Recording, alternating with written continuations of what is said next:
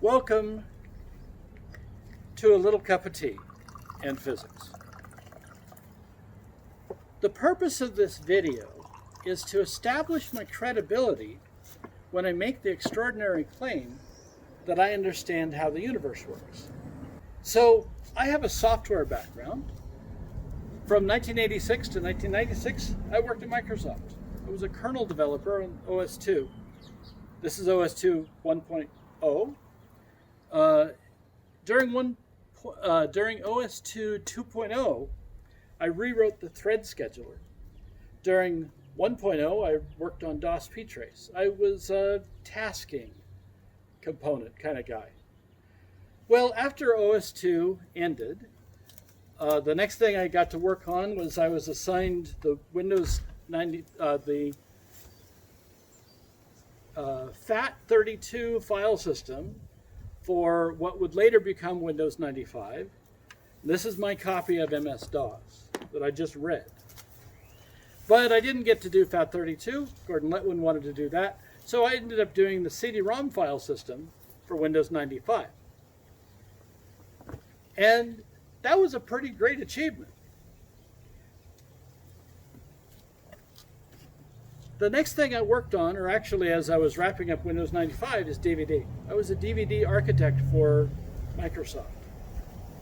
So I was tired after all that. I kind of burnt out a bit. And I became a mad scientist. I retired at 31, and I said, I'm just going to be a mad scientist. And that meant that I would choose the problems that I would go work on, and then just work on them. So I came up with a gardening implement for clearing blackberries, a little algorithm for doing a meal planner. Let's see. Putting seismograms to music. And then one day, NASA came along and said, if you have any ideas for how to move an asteroid, how to deflect an asteroid, let us know. That was like early 2013. And I was already kind of thinking about cosmology when I got that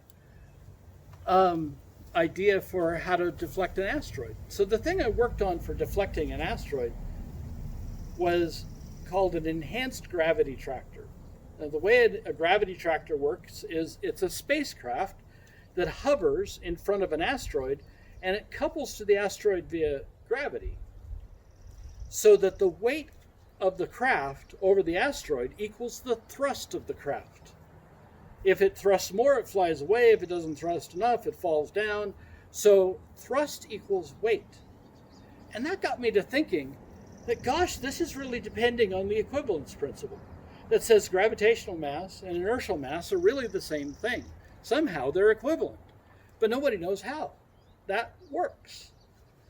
So I thought, well, maybe if I applied my software expertise, or experience at least, to the problem, maybe I could get some new insight. Maybe I could take on a new way of thinking about the universe.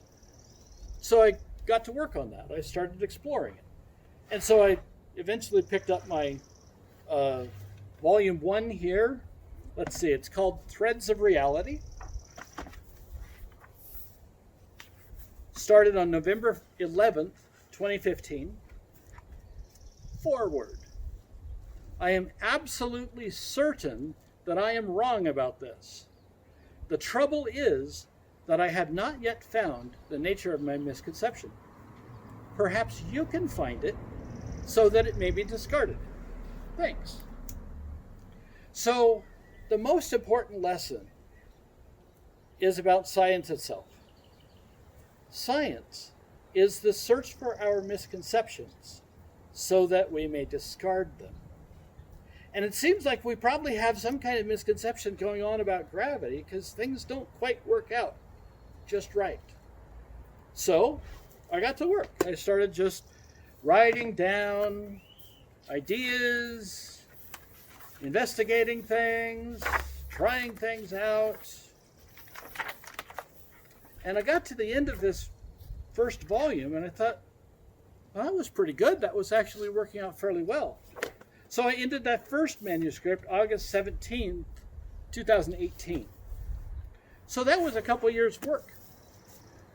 Well, I continued on to volume 2, and this one has the breakthrough that I'm approaching you about.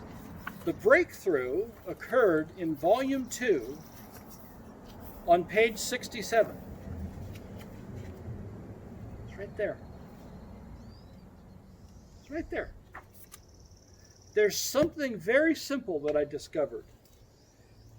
And you expect me to tell you this right now. Well,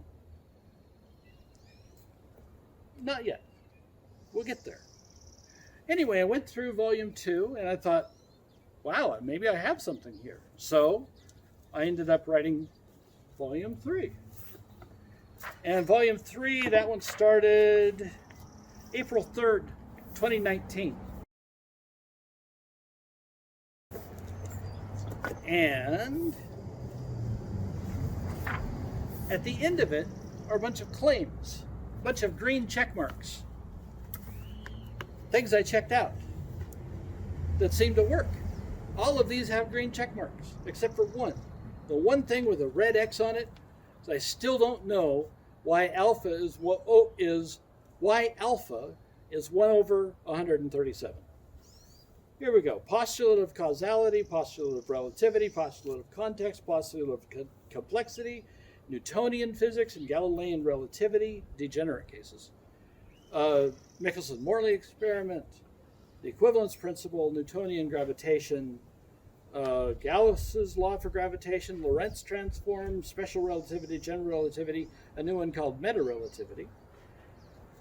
Hubble Doppler redshift, expanding, accelerating observable universe, dark matter, energy flow and stress, gravitational waves, the universe creates itself, more matter than antimatter. All of these are checking out. Time travel, prohibited. Superluminal travel, prohibited. Wormholes are allowed, black holes are allowed, white holes are allowed, causality stars are allowed. That's a new one. It's even a possibility of a supreme being. I'm not focused on that side of it.